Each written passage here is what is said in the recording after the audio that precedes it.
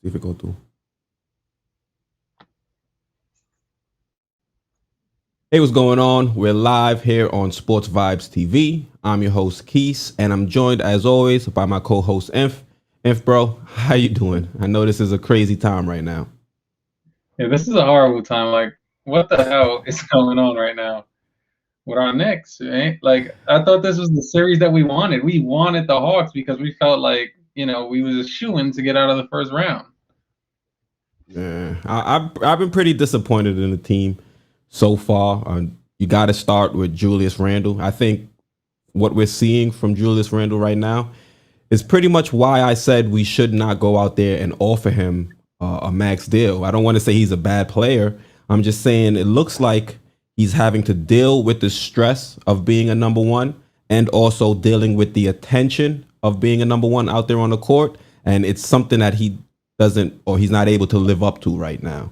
You have to include the fact that now they've upped the amount of fans from what we'll be playing with 2,000 or 3,000 originally at the Garden. Now they're putting 15,000 fans in there.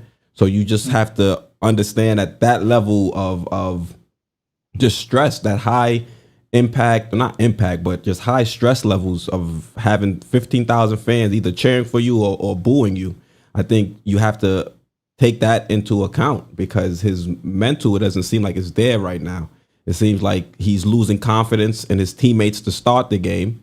And then once he loses confidence in them, he kind of reverts to like the old Julius Randle, where he's kind of dribbling the ball too much, not moving the ball. And then when his shots aren't going down, he's losing confidence in himself. So I think this is kind of showing exactly why I said he's more so of a $23 million player where we can bring in somebody else to kind of take the attention off him. And then that way he'll be able to kind of eat. I mean, I agree with what you said for the most part. I agree in the sense of, yeah, max contract is off the table right now. Like, I get it. Like, we have to thank him for him, basically getting us to this point. But at the end of the day, what matters is the playoffs. And so if you're not going to perform in the playoffs, we don't really need you. Like, you get us here for us to do nothing, for us to get swept because you want to go 4 for 26. I mean, that doesn't help. For all of that, let us just lose and get a decent lottery pick. We could. So, in my opinion, max contract off the table. We're not even considering that right now, unless he somehow turns it around, which I don't see him doing. The only part about what you said that I don't agree with is the fact that you were like, he's getting doubled now, and so now he has to learn about passing out, and like, nah, he was all season he was getting doubled. Once the Knicks started winning games, he's been getting doubled almost the entire game. Opposing teams would organize their defense specifically to stop Randle. And what did Randle do? He started having triple doubles. He started finding the open man instead of turning the ball over. He started actually incorporating everyone. We were calling him a point forward at one point in the season because the way that his assist was just, he was getting 6 to 8 assists a game because he knew he was getting doubled, so he knew where to find people, and he was making the right pass. He's not doing that in the playoffs. I've seen him multiple times get doubled, get tripled, and he just ends up turning the ball over instead of finding the right person. He looks to pass way too late because he's still trying to get his shot off. I guess because maybe he wants to, be the man and hear the hype and score. But it's like, it's not about that. We don't care if you drop 30 or if you drop 0 as long as we win. The fact that we're losing and you're dropping almost 0, we're upset. I don't know. I just want to say salute to the chat. Salute May 4th, Elixir, Jesse, Sincere, the Genius. Salute to you guys. And if to that, I just say, yeah, I know he was getting doubled earlier, but you didn't have the added stress levels of 15,000 fans. So it was okay for him when it was just 2,000 fans that he can just focus on finding his right teammate and taking what the defense was giving him. But now he's having to deal with that external force, which is the 15,000 fans, and also having to get that out of his head and make quick, decisions out there. And you're seeing him be very hesitant. And when he's being hesitant, he decides to go at it himself. And I don't think Julius Randle is that type of player. I think he's more so suited to be a player that's going to operate off of somebody else dropping or receiving that attention. That's what I think Julius Randle would be best fit for. And right now, he's kind of being exposed in the playoffs. Him and RJ, who we'll get to a little bit later. No, yeah. I mean, see that excuse you gave. I don't give Randle that excuse as far as like the fans go, because it's not like this is his first or second year in the league and he's just getting used to the way it is. Nah, he's been in the league like 6 years. He's played in packed stadiums. He's you got to be used to the fans at this point in your career. He's not new. RJ, I'll give RJ that excuse. You know what? He's never been in the playoffs before. He's still young. He's still getting adjusted, whatever the case may be. Randle, like, none of this is new to you. You've played in huge markets. You played in LA. You played in New York for a year already. Like, you played on New Orleans, where you were basically one of the first options on offense. Like, I don't give him those excuses. Like, especially It's the because playoffs, bro. The different environment. Something Julius Randle not, he's not used to it, and it looks like it's wearing on him. Because you can see in to start this third game, he was looking for his teammates initially. Once they started bricking, once RJ started bricking, he was like, all right, I got to see if I could put some of these shots up myself. And then once those shots started going away and he wasn't really dropping those, I could just see it in his body language. And I think Julius Randle is showing me, or just confirming, what my beliefs were. And I think he's a solid player. I don't want to come up on here and bash him, because you have to remember, this team was not expected to be here. So we're already ahead of schedule. And because we're ahead of schedule, I don't think we have a deep team, but we don't have top tier talent to really help elevate Julius Randle. Yes, Derrick Rose is balling, but Derrick Rose and Julius Randle are not enough to get past Trey, DeAndre Hunter, John Collins, Clint Capella. The Hawks have a lot of talent on that team. So I understand that, a lot of fans may be frustrated, but I think we should understand what we have on this team and be accepting of that. This team just worked their butts off to get to this spot. What I'm not okay with was game 3 and how we got ran off the court. But the first game, we were in it. If Julius Randle shows up, if RJ shows up, we could possibly win that game. And in the second game, they played great, or at least Julius Randle did in the second half. But I'm not as upset as some fans are. I'm more so disappointed than I am furious. I mean, I think the reason why the fans are upset is because this is a Hawks team that we swept in the regular season. We know how to beat them. Yet for some reason, in each of these games, even the one that we won, it looked like we can't match up with them at all. Like, it's not even like, oh, we're close, but they have the edge. No, it looks like they're just destroying us. That first game, we got lucky to the point where we finally kind of made a comeback. And then, I want to talk about that last final play, just because, as great a mind as Tibbs is, why would you run a final play where we need either a 2 or a 3 for Julius Randle, who shot 6 for 20, 26 or 20, like, who for a fact is having a horrible game and did not contribute to the fact that we made a comeback?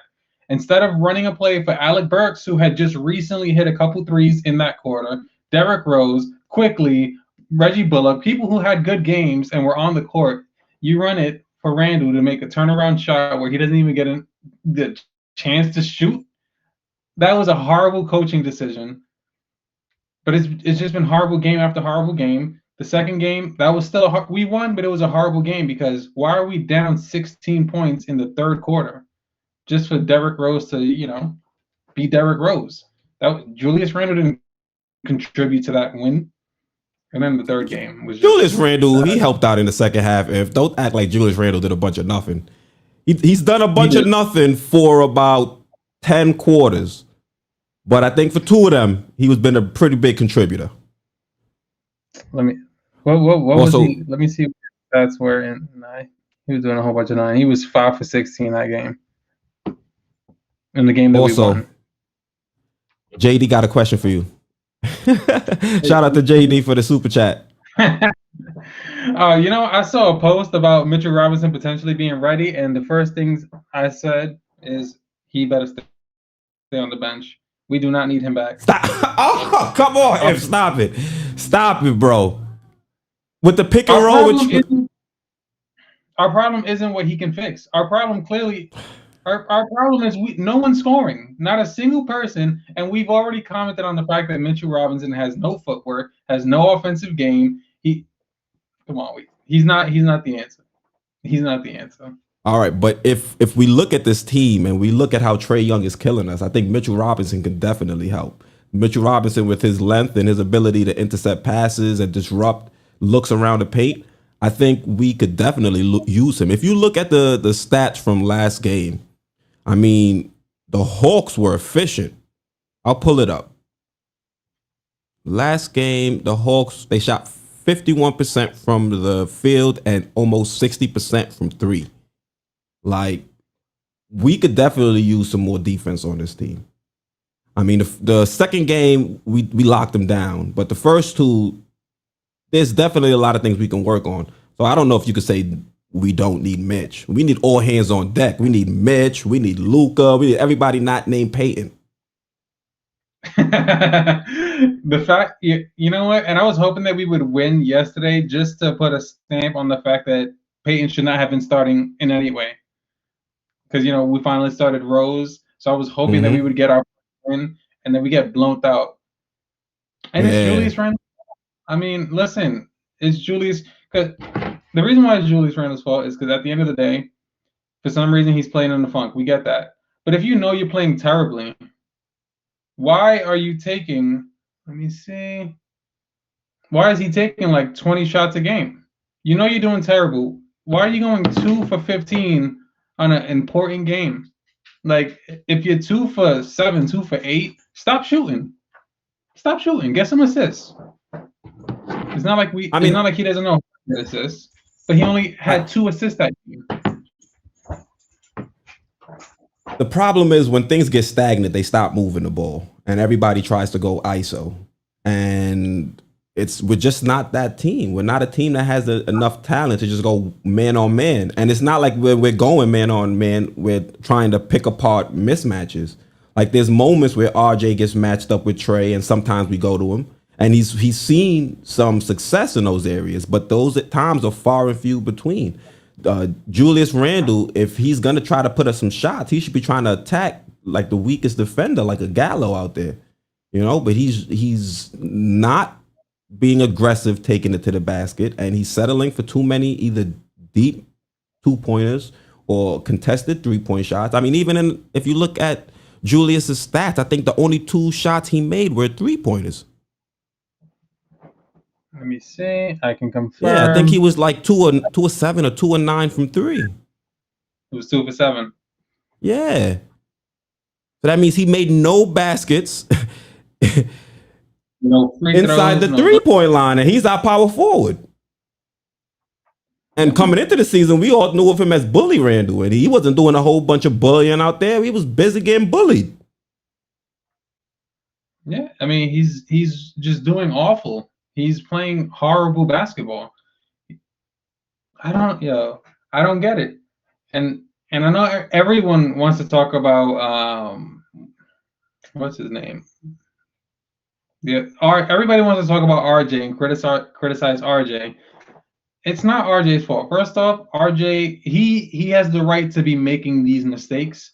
This is what, his second season, his first full season. Like, he has the right to be making these mistakes. I give him that pass. He still has 4 more years to catch up to the knowledge that Randle has. So I'm not blaming RJ in any way, because I'm just like, you know what? He's obviously, look at John Morant and what he's doing, having a 47-point game. I wish we would have had the number 2 pick. Look at the number 1 pick. He ain't even in the playoffs. So RJ, he's fine. It's just Randle, man. Especially because all we've been talking about all year is he's clearly like basically demanding a max, or we should start thinking about extensions and all that. But after seeing his play in 3 games, like, you telling me after 3 games you're still playing terrible? I don't want to think about extensions. I'm on the point where, like, all right, let's just let him play out his contract, and then we see what's available from there. Hopefully, the Mavs can knock the Clippers out first round, and then Kawhi is much more open to relocation. No. I think you see a better Julius Randle if you get someone here that can actually be a legitimate number 1. You will see a much better Julius Randle. Because one, first of all, you wouldn't have teams be able to show as much attention to Julius Randle out there on the court. Like he's getting the ball, and you're seeing he has his defender in front of him, but they're also shading defenders and trying to create somewhat of a wall heading into the paint. I think if you have another killer out there with Julius Randle, teams can't play like that. Because I think Tom Thibodeau just had a quote. He said it's not the first pass that gets the open look, it's usually the second. So if you try to put that defense against Julius Randle, and there's another player out there that can knock down bona fide shots and can also find a wide open teammate, defenses aren't going to be able to give us those kinds of looks. And with RJ, I'm not giving RJ a pass. RJ said he was built for this. He was made for New York. He was made for the pressure. You know, so I want to see RJ show up. You guys can't go out there in the regular season and perform phenomenally and then have no shows in the playoffs. And I really think it has something to do with the fans, bro. You can't tell me you go from 2,000 fans and then sit them in an enclosed arena with 15,000 people screaming. You got some crazy people spitting. It's like it's a different environment, bro. You can't tell me that's not going to get to them. I mean, but then why don't that get to anyone else? Why hasn't Miami not once said that the fans are a reason why they play terribly, despite the fact that they killed in the bubble? Like, ain't nobody using that excuse but us, yet this is New York. Like, you should be used to this pressure. You should be used to the hype that New York has. So to say that, oh, it's just the fans, I'm not used to the yelling and the, like, you sound dumb. Because why isn't it impacting the other team who has to come to New York, one of the loudest arenas, and still be able to play their game, run their sets, and steal game one? Like, because everybody not the same, bro. Some people handle pressure differently. I think Julius Randle is really starting to feel it. Stephen Fox is also mentioned in his minutes. I think it's a combination. And Derrick Rose, you see, Derrick Rose is built for the moment. Derrick Rose has been the one constant on this team. Mm-hmm. I think since he's got here, outside of Julius Randle up until now. But I mean, I really don't see a reason for them to be playing this bad. Like Julius Randle hasn't had a stretch of 3 games like this whole season. And the only difference, the only variable here is the crowd size. I mean, and Nate McMillan's coaching, but I wouldn't call him like a defensive guru out there. He's out there trying to put Trae Young in the best position to find his teammates and score. No, yeah. I mean, that's true. The only real difference is the fans, but that's just terrible. I don't know. I'm disappointed, especially because we could have won both games. We could have won game 1 and game 2. We could be the team that's up 2.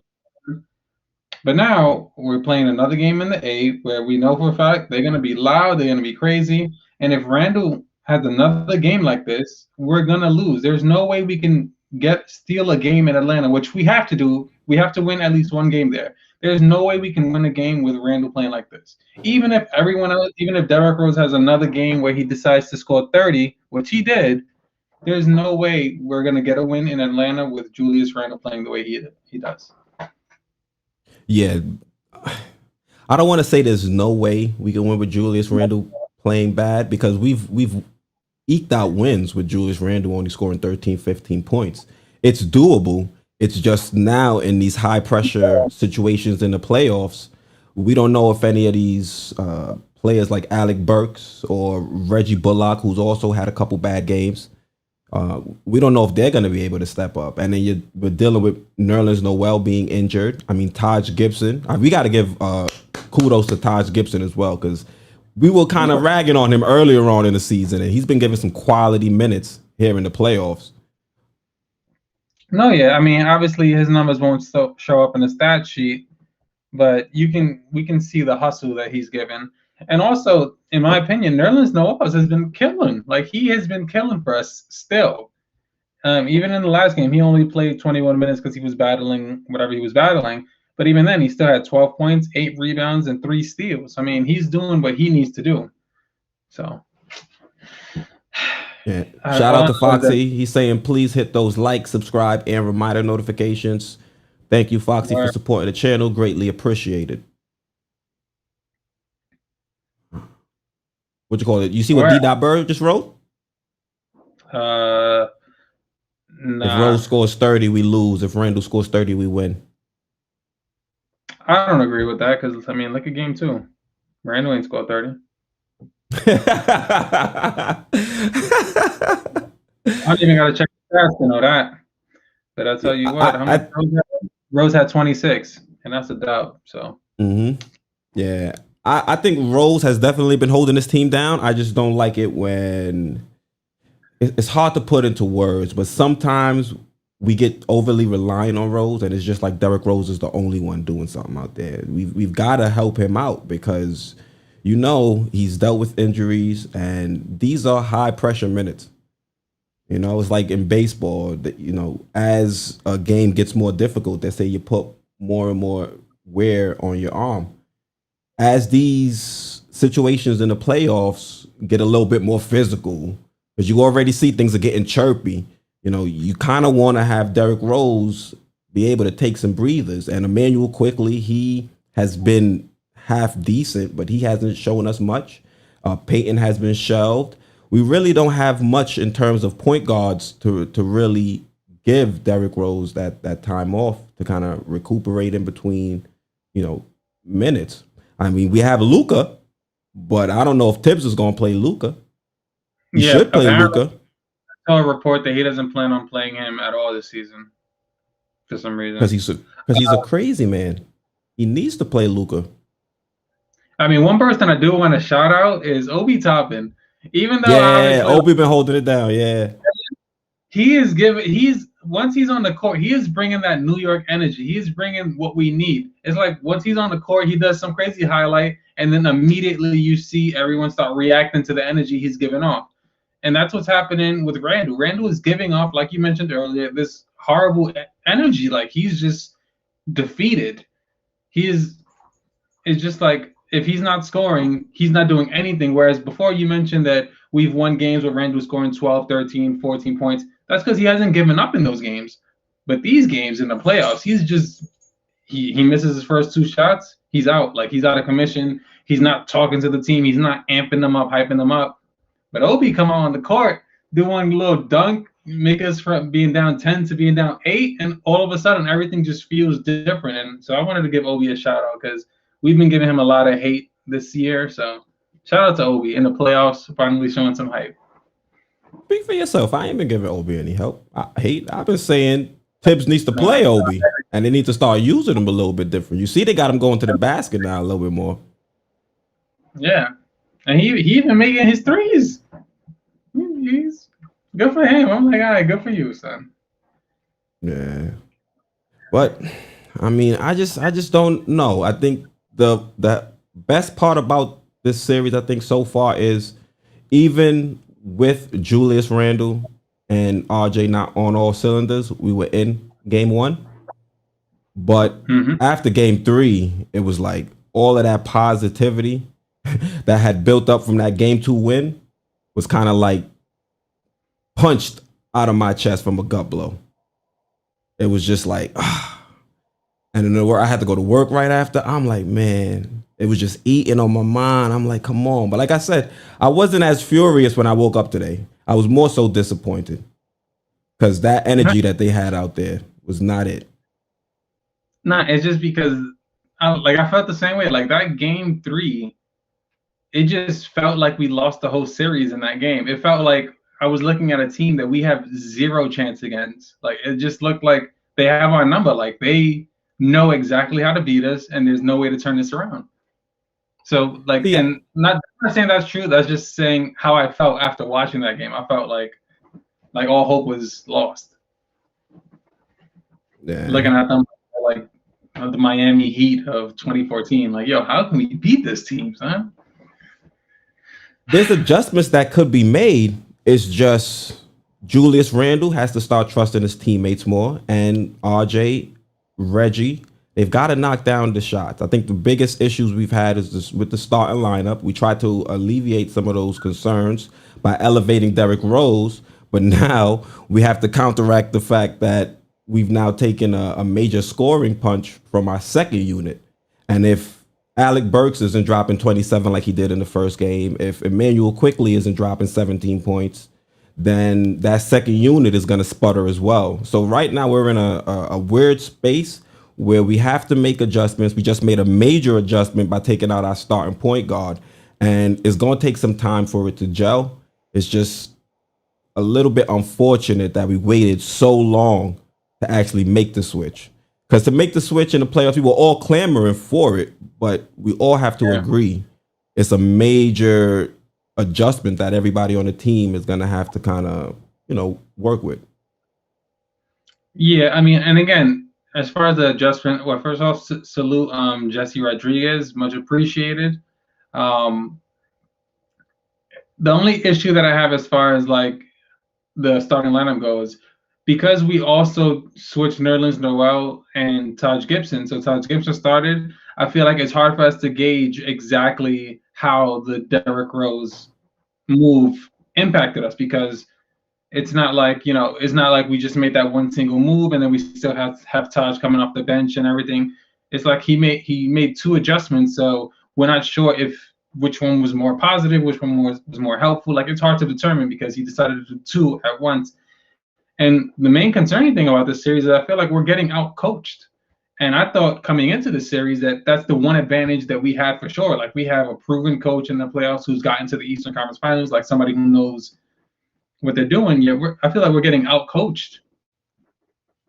Like, we're not making in-game adjustments. And like you said, our bench is carrying us. I just want to say thank you to Jesse Rodriguez for the super chat as well. Yeah, that has been a narrative that McMillan has kind of been out coaching Tom Thibodeau. Yeah. I think Tibbs has just been stubborn a lot. Like, we're not using Julius Randle. We're not putting Julius Randle in the best places to succeed. Like, they're giving it to him over on the wing, which is allowing the defense to kind of shade over, like I said, and put that wall up to kind of stop him. They need to give him the ball in the middle of the court more. That way he has options. He can survey the entire court, see where his teammates are, see where the defense is sending additional defenders, and make decisions that way. I think if the Knicks can go in the lab and just look at the film and try to find ways to attack the mismatches. The Atlanta Hawks aren't defensive juggernauts. Yes, their defense has been improved, but we should still be able to find ways to get our players into the paint and score. Like, if it's not a good shooting night, all right, that happens. It's the NBA. Get into the paint and draw some fouls. Yeah. I mean, listen, I agree. I mean, again, yeah, shout out Jesse Rodriguez. And he said they need to be running pick and roll with Obi like there's no tomorrow, like they used to with Amari back in the day. I mean, listen, man, I'd be fine with that. I mean, I don't know. We need to make some sort of adjustment because offensively we're looking stagnant. There's no ball movement. But again, we don't have the point guard to really be able to do correct pick and rolls. We don't have someone who's going to actually do them consistently, make sure that Obi's in the spot. And Tibbs ain't that coach. He is not a pick and roll coach. He's not the one to. It's just not him. And also salute Ernest Jeter. Always appreciate the super chats. Keys. Yeah, I was trying to find a super chat so I can put it on screen, but the computer lagging. But yeah, we have a point guard on the roster to run pick and rolls with Obi, and I actually dropped a film review or film session to show that he can contribute, but no one's listening to little old me. But I think Luca's the goods. If we put Luca in, I think he probably won't be available till like game 5 because he has to get the vaccine. But if we put Luca in, I think that kind of alleviates the loss of Derrick Rose with that second unit, because then at least Luca's going to be able to find easy baskets for a Obi or for even Taj Gibson and pick and rolls. So it's not like there's no hope for us. It's just, is Tom Thibodeau going to actually make the right moves to put us in the best position to succeed? I mean, if we have Luca coming back, if Mitch, because Mitch was out there on his Instagram, he's stressing, saying all he wants to do is play. So it sounds like he's itching to come back.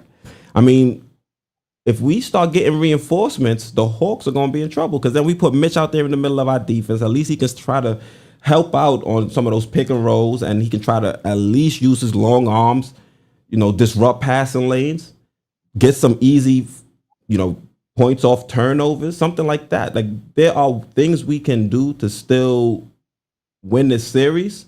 It's just, is Tom Thibodeau going to have the insight, or, well, he's going to have the insight. He knows more basketball than I do. But is he going to actually stop being stubborn and say maybe he has to adjust? All right, I have a question for you. Do you think now is the time to give Kevin Knox a shot, since clearly what we're missing is 3-pointers, and I mean he can make some corner. No, you're gonna tell me? Well, I'm here saying that Randle and RJ are kind of cracking under the pressure, and you want to put Kevin Knox in? Nah. You know I don't. Somebody asked that in the. No. I saw a report on it earlier today, so I'm just like, of course. Are they really? They're really making that suggestion. Yeah, just because I guess there was that one point where Kevin Knox's 3-point percentage was one of the highest in the league from the corner, or whatever the case may be, and clearly our 3-point. But no, you know me, I want Kevin Knox off the team last season. So yeah, who is he going to defend on the other end? Because DeAndre Hunter was kind of babying RJ out there. And then you got Kevin Huerter knocking down threes left and right. Bogdan, he's not staying in front of Bogdan. That's the last person I want to put out there on the court right now if he's still having defensive woes.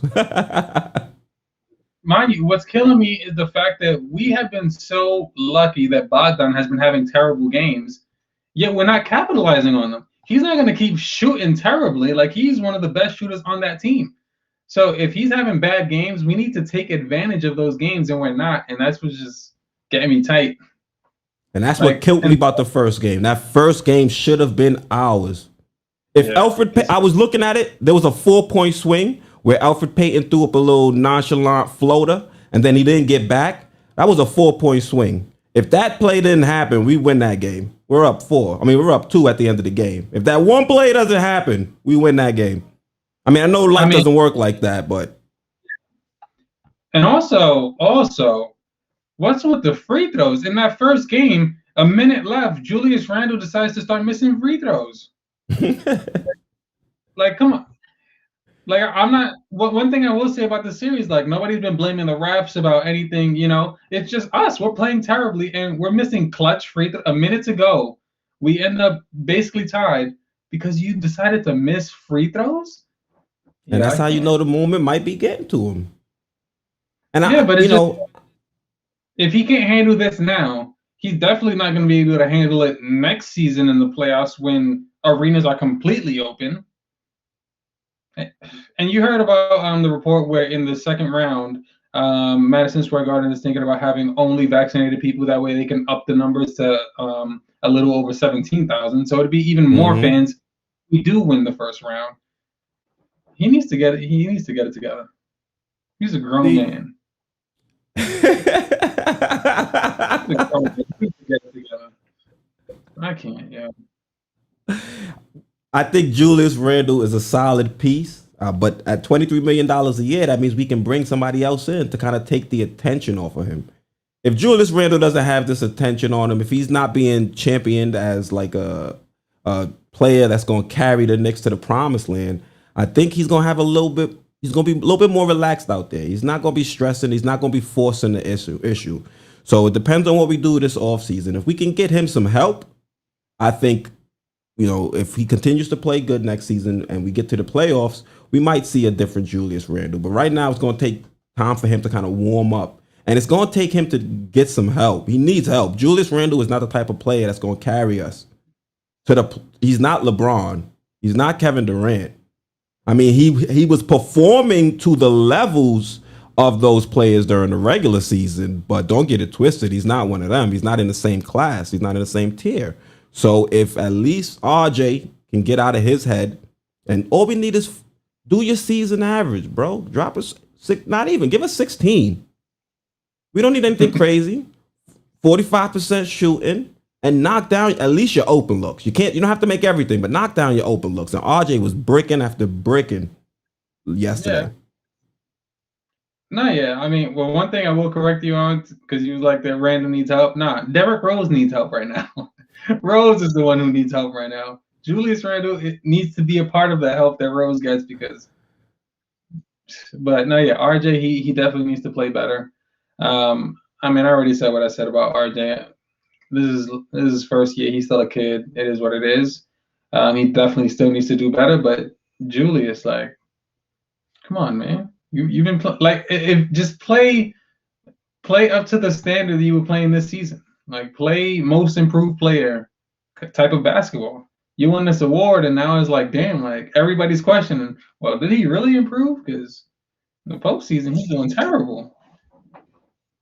I mean, when they dropped the story about us potentially giving him a contract extension, there was a lot of noise saying that he was starting to regress. Actually, his 3-point shooting percentages, not 3-point, his mid-range percentages were starting to dip, and then people were kind of wondering, is that because he's just getting tired, or is that him just regressing back to his norm? So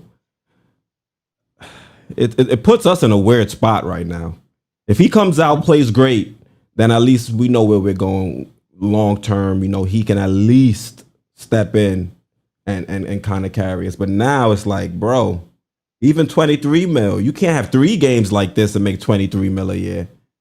You can have 1 or 2 stinkers here or there, but to start the series off in a series that has so much hype, we've got fans. I feel sorry for the fans that had to go all the way to Atlanta, you know, get hotels and have to be subject to that type of performance. You can lose a nail biter. You can't win every game, but when you just go out there and just really no show after the fans showed up for you, that's kind of sucky. Yeah, to the fact that like there was no point in that game where it's like, all right, we're making a comeback, we're going on a run. There was no runs in that game. We were close the first quarter, and then after that, it came over. Like, I would have been tight to have wasted money on that and just have to go through that. Yeah. So, what are you expecting in the game tomorrow? Is it midnight? What time is it? Is it technically Sunday yet? No, it's only 10 o'clock. Oh, bro, I was up so late because of that game. I went to work late. I told my boss, I said, the Knicks are on, bro. I got to watch the game. I'll go to work after. I didn't get home till like 3, 4 in the morning, bro. I'm exhausted. I don't know what time it is. I mean, honestly, what I'm expecting Julius Randle to get out of this funk. I'm expecting him to finally show up and have at least 20 points. At least minimum 20 points from Randle. I'm being hopeful. Anything from RJ? You think RJ's going to snap out of his slump too? No. Just no. I think RJ is going to be what RJ has been the past couple games. Just because, I mean, they're locking him up. They're just locking him up. But Randle, I think he's going to have a good game. I think he's going to pass more. I think he's just going to start off much more aggressive and actually get into a rhythm. And salute my boy. Say that one more time. No, just shout out to my boy Sage Andretti. Via facts. Also, shout out to the Smoking Knicks with Leones. He gave me a shout out on the Man show. Greatly appreciated. Thank you for that, bro. Also, shout out to George into the Knicks first. He's in the chat as well. Sorry, I haven't been as focused on the chat. Things are kind of screwy on this end, and they're coming in a little bit slow. But try to make sure I shout all you guys out. I really appreciate the support. But me too. I think Julius Randle's going to snap out this funk. It's only so many times you're going to allow people to talk about you. I think he's going to show up. I think there's some real, beef between the two teams, and you can't let the Hawks just violate you on national TV. I think Julius Randle is going to have a chip on his shoulder. I think he's going to show up. I think Knicks fans are going to be in attendance as well again to support him when he does, drop 30 on the Hawks. I think RJ is going to crack out of his slump too. This is not normal. We have not seen these. Well, RJ normally goes into some stretches, but he finally pops out. And I think RJ is definitely going to it's up to Tibbs to get RJ on Trey. You put RJ on Trey and you find ways to get that mismatch and exploit it.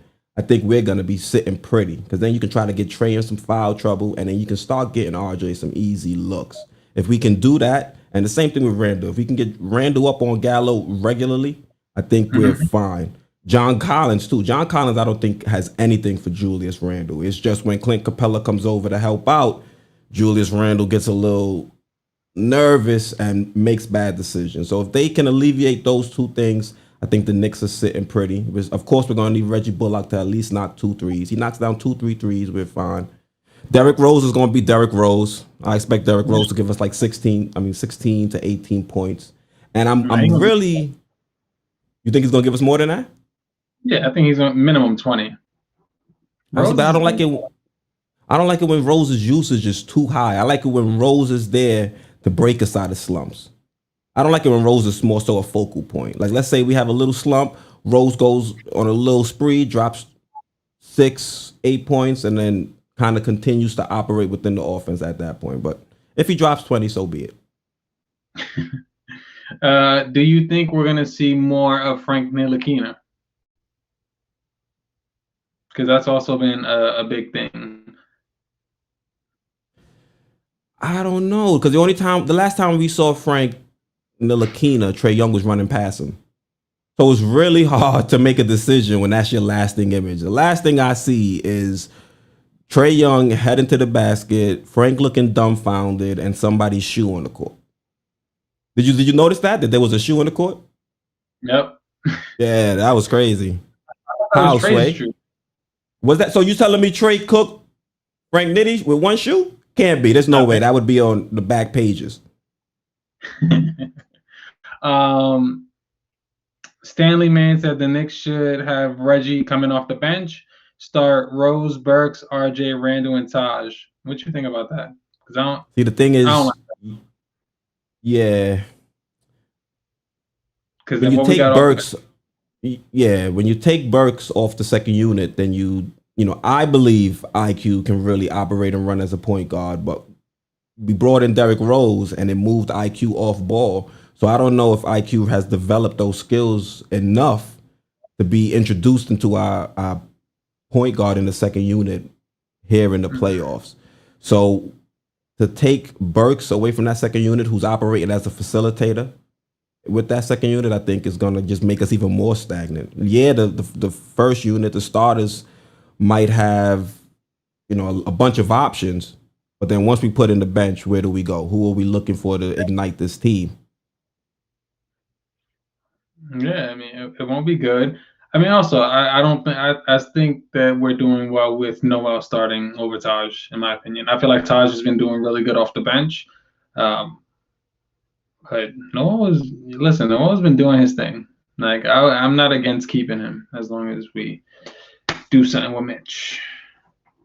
I don't understand why you be beefing with Mitch. I think Mitch could really help this team if he came in. No, I just said we got to do something with him. Like, we got to figure out what's happening with Mitch. Like, are we keeping him? Are we not? Because, I mean, as of right now, we got nothing. He's just on his rookie contract. He can end up being a restricted free agent soon. Like, we didn't make a decision. What are we going to do with him? And what surprised me is that we haven't seen much of that D Rose and IQ on the floor together that much in this series. I remember when them two were on the floor together. Because they took Elf out. Elf has only been playing 10 minutes, 8 minutes.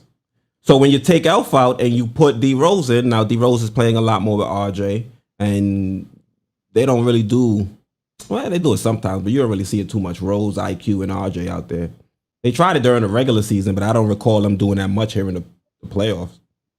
No, but it sucks because when Rose and Quickly were on the floor together, like, Rose would always find Quickly wide open because anybody guarded, like, you would have to guard the two, so if one of them sets a pick, it would mess everything up, and I think we need to get back to that. Tibbs needs to make some sort of IQ. Yeah, IQ had a decent game. What was it? The first game? What did he have? 11 or 17 points? I think it was the first game he had a decent game, but since then he's kind of been meh. Where was it at? He really didn't do much in that third game either. I didn't like what I saw from him. Yeah, well, game one, IQ had 10 points. And then game two, he had what? He had just 4. 4? He was Oh shoot, yeah, he hasn't done much outside of that first game. he was 2 for 9. Mm-hmm. I mean, everybody did terrible game 3. Yeah, game three. Well, except Maybe Rose. game 3 was what we needed. Maybe game 3 was that reality check. That shock. Yeah, that you can really go home right now. That Mm-hmm. like get it together. That the Hawks aren't Um, playing with you. and May 4 said quickly and Rose equals no defense in the backcourt. I mean, we haven't. Yeah, this series we're not playing defense. We were known for the team to keep teams like we would win games 97 to like 96. Now, in all 3 games, well, 2 No, the games, second 2 game games. we locked them up. They shot like Exactly. 30% from the field in the second game. Yeah, but the first game and the third one, well, the ones that we lost, the Hawks scored over Mm-hmm. 100. We ain't playing defense. So I if don't we know can if get it's we're into not playing defense. We're just not guarding Trey the right way. We're allowing Trey to have too much freedom out there, and that's why I think Mitch could be a help, because I know Mitch sometimes out there on the perimeter they say he hasn't been a great defender, but at least with his length and his ability to intercept passes and deflect passes, I think that's going to be very disruptive out there for us. Just that alone, and then you add his ability to block shots and what he can do on the offensive side when it comes to offensive rebounds and dunks. I mean, Mitch isn't the most versatile big man, but there are a lot of different areas out there on the court that he does help you with or help the team with. I mean, well then, if Mitch is ready to play, then you know what? At this point, let's just do it. Like we we need to do something. We need to do something. That don't sound encouraging if you're just like, screw it, put him out there if he can. Exactly. Yeah. You know what? Give him some minutes. Like I mean, because I don't. If Randle continues to play the way that he's playing, we need to do something. We have to. At this point, I'm just like, listen. If Randle's having a terrible game and we know this, cut his minutes for now. Like for this game, maybe just this matchup, because this matchup they know how to guard him. So we got to change everything around. We got to change our focal point. Like we can't just go out there and keep trying the same thing. All 3 games, we came out trying to make sure that Randle's the main guy, that Randle's the one who's gonna make things happen, and we lost 2 of those. The thing So is, I think we got, in the third game, Randle came out moving the ball.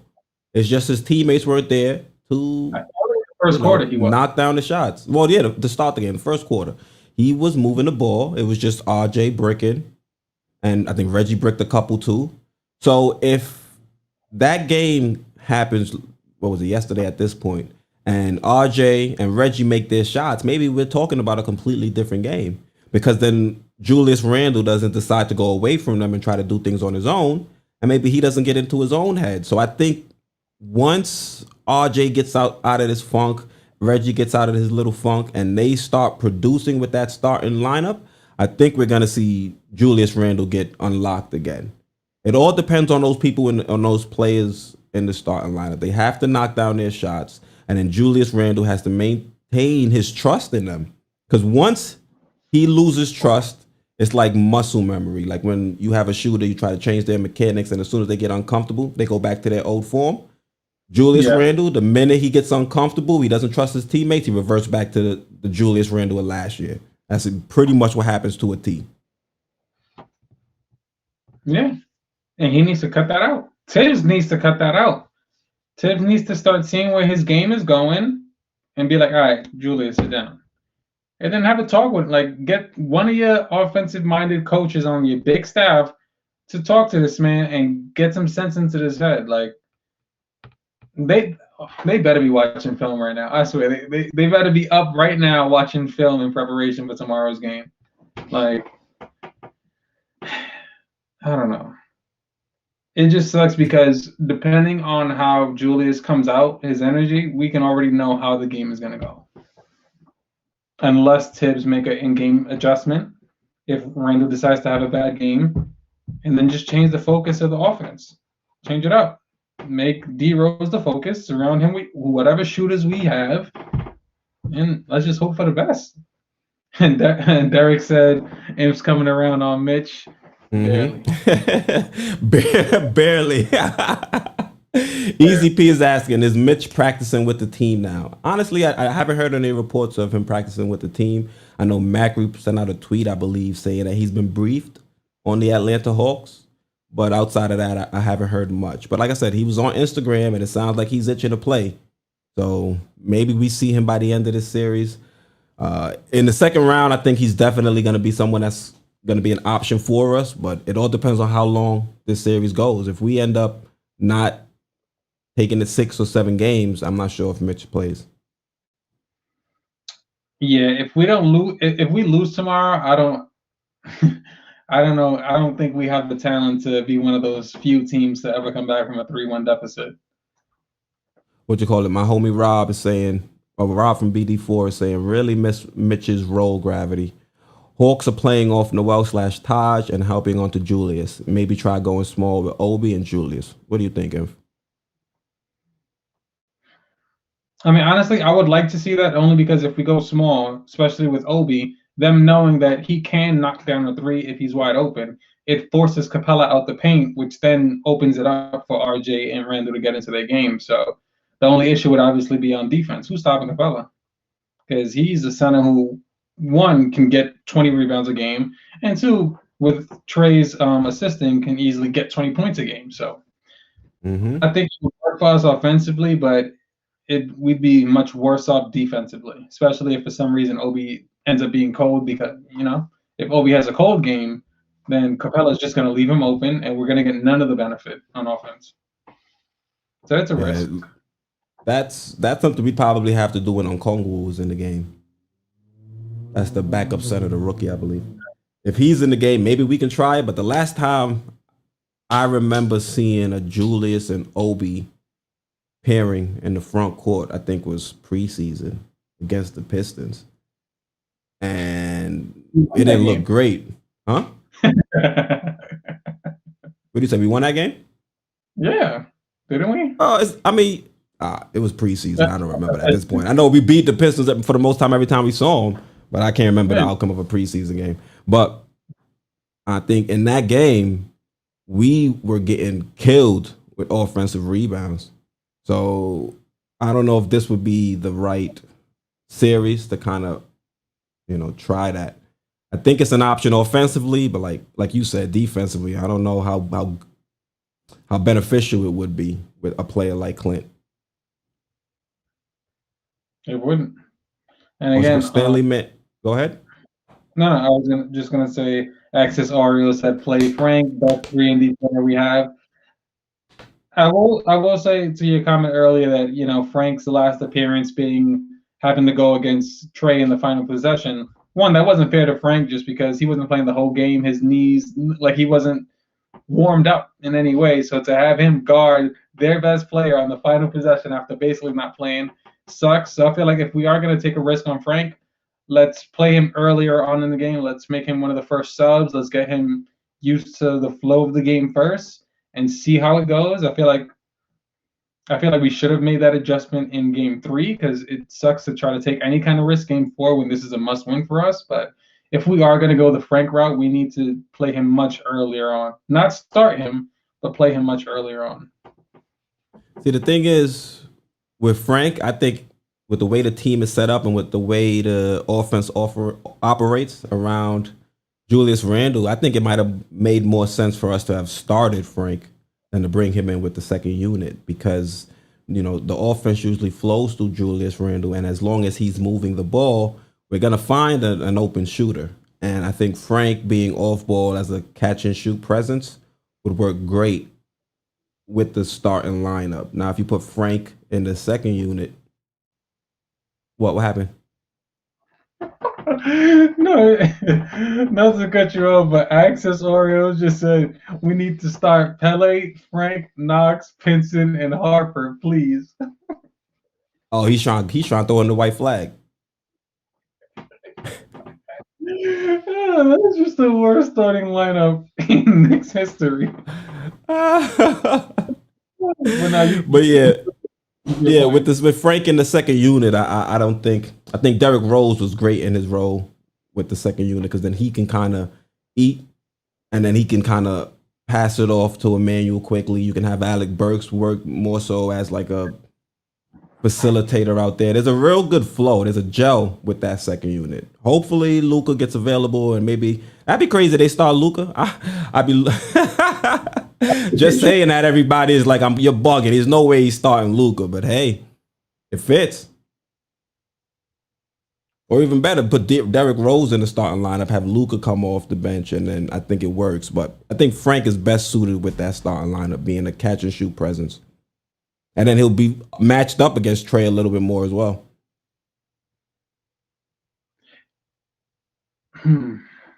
What would you think? And Primo, go ahead. What do you think?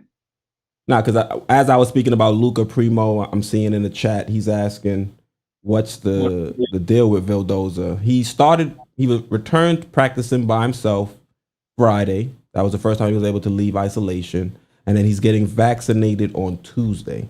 I don't know if he'll be able to join the team before he gets vaccinated, but I would assume that he'll be with the team at least by Tuesday or Wednesday. Will Tibbs play him? Who knows? But I think right now he's a great option. He's like a nice little curveball to throw at the Hawks. They probably wouldn't know what to do, especially with the way Campazzo's killing in Denver. I won't say he's killing. He's having a very good season. I mean, they got smoked today. Did they? I didn't watch the game today. I got home from work, got ready for this. No, yeah, they got destroyed today. Like I mean, it only shows that they lost by 20, but no, they were down by like 30 at half. Like it was bad. Pulled apart. Who did you pick in the playoff bets today? You picked the Nuggets? I think I picked the Nuggets. Yeah, I picked the Nuggets. I picked the Bucks, Jazz. And I went Wizards just because I thought that they would try to, do something, but no, they got smoked too. What are your thoughts? You just trying to give people money. See, what if, because everybody talks about Peyton being a defensive player, do you think it would be worth it to try Peyton and Frank Ntilikina on the floor together? Obviously, still having Randle and them to run the offense through, but just having Peyton and Frank together simply to focus on Trey, to double him when they need to make sure that if anybody's like, trying to switch to get the mix match, that them two are the ones basically focusing on guarding Trey. What are your thoughts there? Do you think we should try to even attempt that, or will it just mess up our offense too much? The minute you mentioned Peyton, I'm kind of like, I'm checking out because the effort I saw with him, the last time he was out there on the court, and especially in game one, like that one play I told you where it was like a 4-point swing, he put up a lazy floater and he didn't get back to stop Trey for the alley-oop to Capella. You can't give up possessions like that in the playoffs. So I'm good on Peyton. He can probably go play somewhere else next season. We appreciate your service. He played great in stints for us, and I appreciate that. But all great things come to an end. I wouldn't call this relationship with Peyton great, but things come to an end. And that's fair, because we need to do more than just stop Trey from scoring. We need to get him off of his game completely, because unlike us, if he's not scoring, he's assisting. I think they said he either scored or assisted on 40 points in one of their games. I'm like, that's crazy. That means we're doing nothing to stop him. We're not impacting him in any way. And that's why I say we could use Mitch. Because then with Mitch, you can have him try to, hedge or stop Trey from getting into the paint. And if Trey does get into the paint, Mitch has some length to kind of stop alley-oop attempts, disrupt kind of passes once Trey penetrates. I think Mitch is going to surprise you when he comes back. Watch. If he comes back. I hope he does. I would welcome him surprising me. I would be more. It's the playoffs, man. If is willing to take it, is willing to accept any player coming back, just as long as it's not Peyton, right? Yeah, as long as it's not Peyton or not. See, the Knox story is depressing, bro. Because I think if we would have brought in like an MPJ here to have them next to Julius Randle, You're talking about a completely different team right now. Oh, Even Mikal. yeah. You throw Mikal Bridges on Trey, see if he can handle him.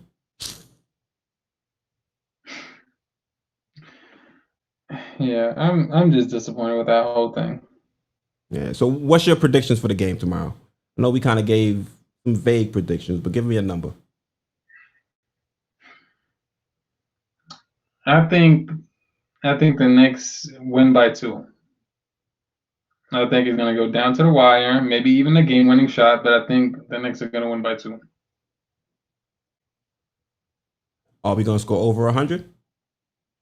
No, I think it's going to be a low-scoring game. I feel like we're going to finally do our thing defensively. We're going to get some stops.